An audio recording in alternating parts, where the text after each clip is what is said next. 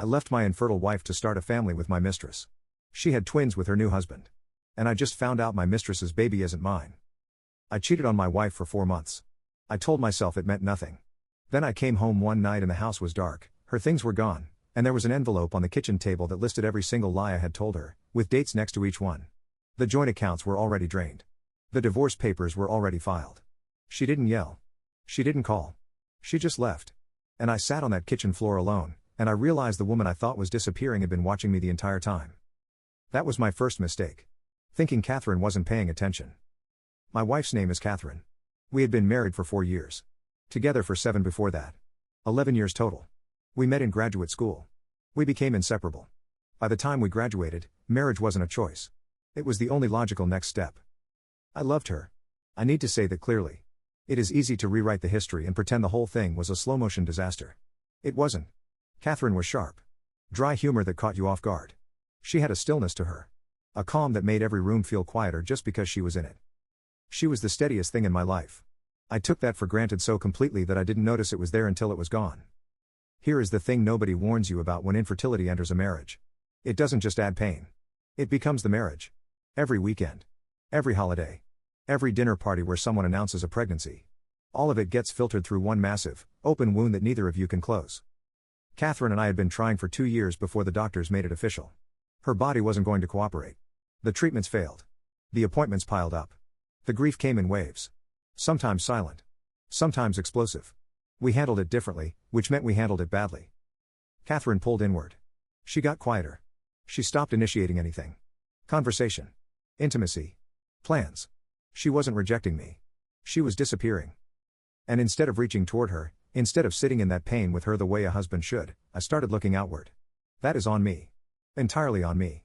And I have spent every day since the night I came home to nothing wishing I could go back and just be present with her. Just once. The way she needed me to be. Rachel worked 2 floors above me. Marketing. I was in finance. We started talking in the elevator. Nothing happened fast. That is what made it feel safe. It was gradual. Lunch here. A comment there. She laughed at things I said in a way that felt different from how Catherine laughed. Rachel laughed like I had actually surprised her. Like I was interesting. Like talking to me was something she actively chose. I know how pathetic that sounds. But when you have spent months feeling invisible in your own home, when the person you sleep next to has become a stranger wrapped in grief, someone paying attention to you becomes a drug. I got addicted fast. Here is what I didn't know then. Rachel had been planning this from the start. But I won't get to that part for a while. First, I have to show you how badly I fooled myself. The first time Rachel and I kissed was after a company happy hour. We had been drinking. Not enough to blame it on alcohol. But enough to pretend what happened next was an accident. It wasn't. I had been thinking about it for weeks. We kissed in the parking garage. 30 seconds. When it was over she looked at me and said, "We should probably talk about this." "Probably," I said. We didn't talk about it. We just did it again. And again. Within 2 weeks we were sleeping together in her apartment after work. I drove home each night feeling like I had figured something out that everyone else had missed. That was my second mistake. Thinking I was the one with all the answers. The lies I told Catherine were not complicated. They didn't need to be. She wasn't looking for them. That is the part that haunts me the most. Not that I lied. How easy it was. I said I was working late. She nodded. Went back to her book. I said I had a dinner with a client. She said okay. Asked if she should save me a plate. She trusted me completely. I used that trust like a blank check. Writing on it every single day. She never once questioned the balance. I think about that now and it makes me physically sick. Catherine sitting alone in our house. Reading. Waiting. Completely unaware that I was somewhere else feeling more alive than I had in months. She deserved someone who saw her. I was not that person. Not even close. Rachel and I talked about the future. That is what made it feel real. She asked me, early on, whether I wanted kids. I said yes. I told her about the infertility. I told her how painful it had been. How isolating. She listened. She held my hand. She said she wanted kids too. She said she believed it would happen for me. The way she said it made me feel like a door that had been closed for 2 years had just swung open. I started to think of Rachel not just as an affair but as a future. A real, tangible, different life. Catherine and I had stopped talking about children altogether. The subject was a bruise neither of us wanted to touch. So when Rachel made it feel possible again, I didn't just lean into it. I built an entire alternate reality around it. One where Catherine was the past. Rachel was everything that came next. I should have seen the signs about Rachel. There were dozens of them. She never introduced me to her friends. When I asked, she changed the subject with a smile I mistook for shyness. It was deflection. She was always busy on weekends in ways she couldn't explain. She kept her phone face down when I was around. When it buzzed, she would glance at it and put it away without reading it. I told myself she was being respectful of our time together. Looking back, that was something else entirely. I didn't want to see any of it. I was so invested in the version of the future I had built that I actively refused to look at anything that threatened it. That is not ignorance. That is willful blindness. And I practiced it every single day. The month before everything fell apart, I started pulling away from Catherine in ways that were no longer subtle. I stopped coming to bed at the same time. I stopped asking about her day. I stopped touching her. I was already gone. In my own mind, the marriage was over. I had a whole timeline. I was going to tell Catherine in the spring. I thought I was being considerate by waiting. I thought I was giving us both time to prepare. What I was actually doing was giving Catherine 4 more months of living with a man who had already left her. Who was sleeping with someone else every Tuesday and Thursday. Who looked at her across the dinner table and saw a problem he had already solved. I was not being considerate. I was being a coward. And the worst part is that I genuinely believed I was handling things with care. The night everything ended started like any other night. A Thursday. I had been at Rachel's apartment for about 2 hours. We ate takeout. Watched something on her laptop I cannot even remember now. At some point I checked my phone. 2 missed calls from Catherine. No voicemail. I texted her back. On my way home. Everything okay? She responded immediately. Yes. Just come home when you can. No urgency. No punctuation that suggested anything was wrong. So I didn't rush. I finished up at Rachel's. Kissed her goodbye. Drove home at a normal speed. Thinking about nothing. I pulled into the driveway at around 10:30. The house was dark. Not a single light on. That was unusual. Catherine always had the kitchen light on, even late. She read in the living room until at least 11. Something registered in the back of my mind. A small, cold feeling. Like a draft coming through a crack in a door. I ignored it. I unlocked the front door. Stepped inside. Flipped on the hallway light. And stood there. The house was empty. Not messy. Not ransacked. Not like someone had left in a hurry or in a rage. It was clean. Methodical. The furniture was still there. The couch. The coffee table. The bookshelves. But Catherine's things were gone. Her books, gone. Her jacket from the hook by the door, gone. The photographs on the mantel, gone. The bathroom counter was bare. Her toothbrush.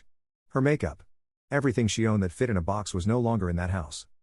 And on the kitchen table, in the center, placed with a precision that told me she had thought about exactly where I would see it first, was an envelope. Plain white. My name on the front. Written in Catherine's handwriting. I stood in that kitchen for a long time before I opened it. My hands were shaking. I kept looking around the room like I was waiting for her to walk out and explain. Like there was a punchline coming. There wasn't. I opened the envelope. Inside was a single sheet of paper. Not a letter. More like a list. At the top, it said, "You should know the following things."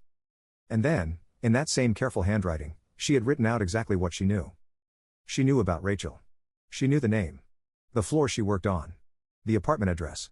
She knew how long it had been going on. She knew about Tuesday and Thursday. She knew about the texts. The calls. The specific lies I had told her over the past 4 months, listed one by one with dates next to them. Like evidence in a case file. At the bottom of the list, 2 lines. I have retained a lawyer. The paperwork has already been filed. I have emptied the joint accounts. This was done legally and with counsel present. Do not contact me. I read it twice. Then I sat down on the kitchen floor. Still in my jacket. Still holding the paper. The house was so quiet. Not the kind of quiet that feels peaceful. The kind that feels like a room after something has been removed from it. Like the air itself has changed shape. Catherine had not yelled. She had not called me. She had not waited for me to come home so she could look me in the eye and ask me why. She had done something so much worse than any of those things. She had planned. She had prepared. She had taken every single thing she could take, legally and practically, and she had left me standing in an empty kitchen holding a piece of paper that told me, in plain, calm language, that my life was already over. And she had done it all while I was at Rachel's apartment. Eating takeout. Completely unaware. I called Catherine.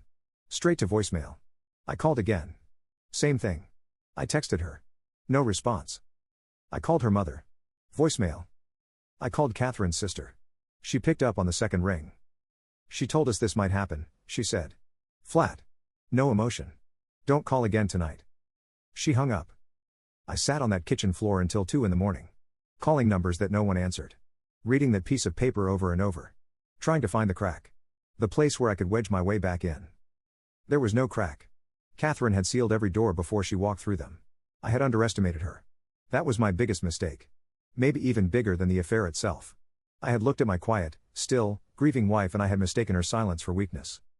It wasn't weakness. It was patience. She had been watching me for weeks. Maybe longer. Gathering everything she needed. And when she had enough, she moved. Cleanly. Completely. Without a single word wasted. I didn't sleep that night. I sat in our house, which was no longer our house, and I thought about Rachel. About how she was going to fix everything. About how we would start over. About how this was painful but necessary. I held on to that. It was the only thing I had left. And I had no idea, sitting there on that kitchen floor at 3 a.m, that Rachel was about to take it from me too. Month 1. I moved into a motel 3 days after Catherine left. Not a hotel. A motel. The kind with an ice machine that rattled at 2 a.m. and a bedspread the color of something you didn't want to think about. A sliding lock on the door that didn't fully close. I had money, technically. My salary was still coming in. But the joint accounts were drained. Catherine's lawyer had frozen what she could freeze. The house had a mortgage I couldn't pay alone. By the time my own lawyer explained the situation to me, the number in my bank account was smaller than I had ever seen it in my adult life. I sat in that motel room with my laptop open to my bank's website. I stared at the balance. And I felt something crack inside my chest that I don't think has fully healed since. I called Rachel the morning after the night on the kitchen floor. She was the only person who knew what I was going through. The only one who had told me, repeatedly, that we were going to be okay. I told her everything. The empty house. The envelope. The accounts. The lawyer. I told her I needed her. I told her I loved her. I said it for the first time. I said it because I meant it, or because I needed it to be true, or because I was desperate enough that the difference didn't matter. She listened. She said the right things. She said she was sorry. She said we would figure it out. 3 days later, she stopped answering my calls. It wasn't immediate. It was a slow fade. The kind designed to feel like bad timing. Like she was busy. Like the messages were getting lost. But I knew. I knew by the second day of silence. I knew when I showed up at her apartment on the 4th day and knocked for 10 minutes. Nobody answered. Her car was in the parking lot. I knew when I went to work the following Monday and her desk was being packed up by someone from HR. Rachel put in her 2 weeks' notice last Friday, the HR woman said. She's already out. Rachel had quit. She had not told me. She had known, probably for days before Catherine left, that she was going to disappear. And she had let me believe otherwise the entire time. That's when I started to understand. But it gets worse. I found out later, through a mutual contact named Lisa, that Rachel had moved out of state. She had a new job lined up before the dust had even settled. Lisa told me this over drinks one night when I was already 2 whiskeys deep. She hesitated before she said it. Which told me she knew it was going to hurt. Rachel said things with the married guy had gotten too complicated, Lisa said. Too complicated. Not too painful. Not too sad. Too complicated. Like I was a logistical problem she had solved by removing herself from the equation. Month 2. The shame was not loud. That was something I did not expect. I thought shame would feel like guilt. A hot, guilty feeling every time I thought about Catherine. It wasn't like that. It was quieter. It was a cold, constant awareness that everyone around me knew what I had done. Co-workers who had met Catherine at company events. Who had seen us together at the Christmas party. Who had watched me smile when people asked about my wife. They knew. Some of them said nothing. Which was its own kind of statement. A guy from my department named Greg pulled me aside one afternoon. Catherine was amazing, he said. Flat. Direct. What the hell is wrong with you? I didn't have an answer. I still don't.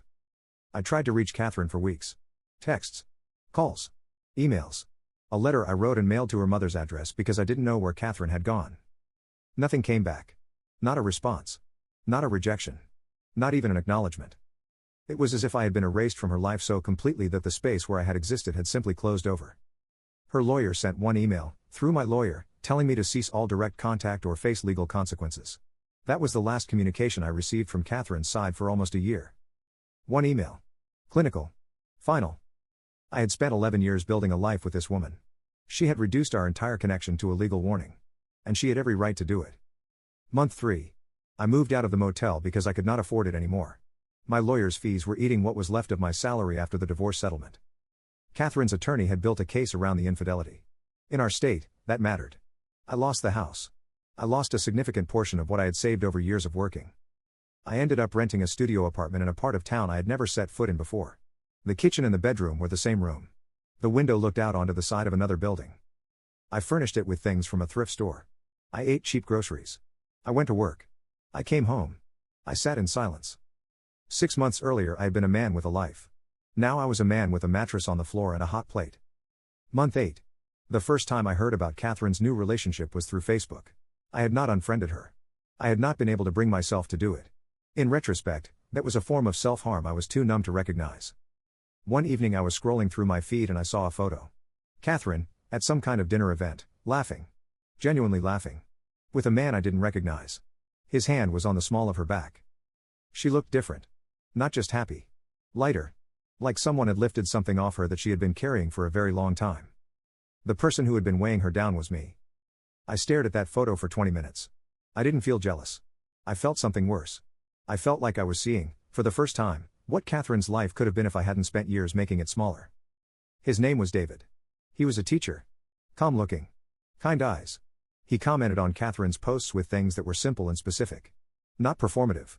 Not trying to impress anyone. Just quiet, genuine attention. Exactly the kind of attention I had failed to give her for years. I watched their relationship unfold in real time through photographs and status updates. Every single post was a mirror I couldn't look away from. Catherine was becoming the person she was always capable of being. She had just needed me to stop being in the way. Year 1. The pregnancy announcement came 14 months after the divorce. A simple post. A photo of Catherine's hand resting on a small bump. David's hand covering hers. Due in the spring. I read it and I felt the ground shift underneath me. Not because I was jealous of David. Not because I wanted Catherine back, though some sick, selfish part of me probably did. It was because I had spent 2 years mourning the family I thought I could never have. And the woman I had abandoned because of that grief was now going to have exactly that family. With someone else. Someone who actually showed up. Someone who paid attention. The universe had not denied Catherine a child. It had denied a child to a marriage that didn't deserve one. And I had been too blind and too selfish to see the difference. The twins were born in April. Catherine posted a single photo. No caption. Just 2 tiny faces side by side. A boy and a girl. I looked at that photo for a long time. I thought about calling. I thought about sending a message. Something simple. Something that acknowledged what I was seeing without making it about me. But I didn't. Catherine had made it clear, through silence and through lawyers, that I was no longer part of her story. So I closed the app. I went back to my studio apartment. I sat on my mattress. And I felt the full weight of everything I had thrown away. I was functional. I went to work. I paid rent. I ate. I slept, mostly. But I was not living. I was not growing. I was not building anything. I was just existing, in the smallest possible way, in a life I had shrunk down to almost nothing. I had no close friends. The people I had considered friends before the divorce had drifted away. Not out of cruelty. Out of the simple fact that I had nothing to offer them anymore. No gatherings. No plans. No energy. No version of myself worth spending time with. I became the person people feel sorry for but don't actually want to be around. I recognized this. I couldn't stop it. Year 1, month 6. Rachel resurfaced once, about a year and a half after she disappeared. A text, out of nowhere, on a Sunday afternoon. Hey. Hope you're doing okay. I've been thinking about you. That was it. No explanation for the vanishing. No apology. No acknowledgement that she had dumped me at the lowest point of my life without a word. Just a casual check-in. Like we were old college friends who had lost touch. I stared at that message for a long time. Part of me wanted to respond. Part of me wanted to call her and scream. Part of me wanted to ask her 100 questions, starting with did any of it mean anything? I didn't do any of those things. I deleted the message. I blocked her number. That was the last time I heard from Rachel until the thing happened that I am about to tell you about. And that will make everything before it feel almost minor by comparison. The baby. I need to talk about the baby now. Year 2. About 2 years after the divorce, Rachel contacted me again. This time it wasn't a casual text. She called. When I didn't answer, she called again. Then she left a voicemail that was long and rambling and clearly recorded while she was crying. She said she needed to talk to me. She said it was urgent. She said it was about something that happened between us and that I deserved to know. I almost didn't call her back. I sat with that voicemail for 2 days. Listened to it 3 times. Trying to decide whether whatever she had to say was worth reopening that door. I called her back on a Tuesday evening. She asked if we could meet in person. We met at a coffee shop. Neutral ground. She looked different than I remembered. Tired. Thinner. No makeup. She kept turning her phone over in her hands the way people do when they are nervous. We sat across from each other. She didn't say anything for a while. The silence was uncomfortable enough that I finally just asked her to tell me whatever she had called about. And she did. Then I discovered something that changed everything I thought I knew about the last 2 years of my life. She had gotten pregnant. Not by me.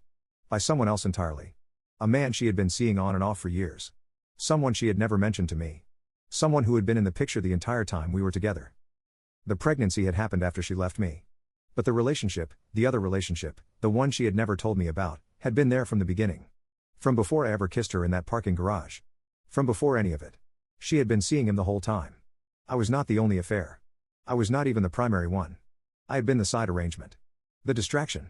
The easy, convenient option while her real life was happening somewhere else entirely. She told me this because the other man had recently found out about me. He had confronted her. She had told him the truth. Now there was a paternity question hanging over the child she was carrying. The timeline was close enough that either man could be the father. She wanted me to take a test. She needed to know whose child it was so she could figure out what to do next. She was telling me now, 2 years after the fact, not out of guilt or honesty or any noble impulse. She needed the information. That was all. I sat in that coffee shop and I listened to her explain all of this. And I felt something inside me go very, very still. Not angry. Not sad. Just still. Like a lake after a storm when the water has finally stopped moving and you can see the bottom clearly for the first time. I had spent 2 years believing Rachel had been real. That what we had been genuine. That she had felt something for me, even if she hadn't been able to follow through. None of it was true. Not a single part of it. I looked at her across that table and I said the only thing I have ever said to anyone in my life that I will never take back. You didn't leave me because things got complicated.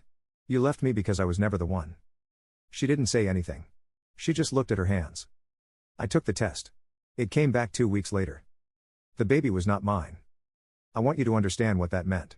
Not in terms of relief or disappointment. In terms of what it revealed. It revealed that every single thing Rachel had told me had been built on a foundation that did not exist. About wanting a family. About believing I could have the life I was mourning.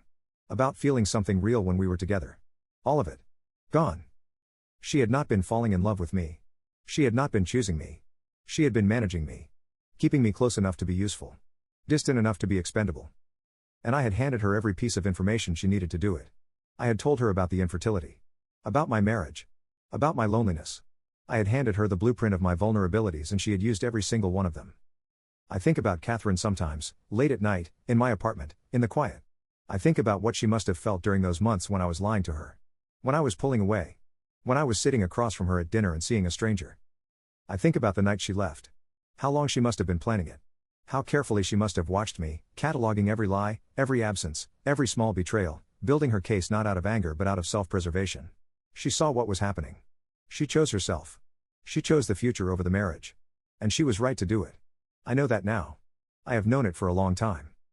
Catherine looked at a man who had stopped showing up and she decided she deserved better. She was correct.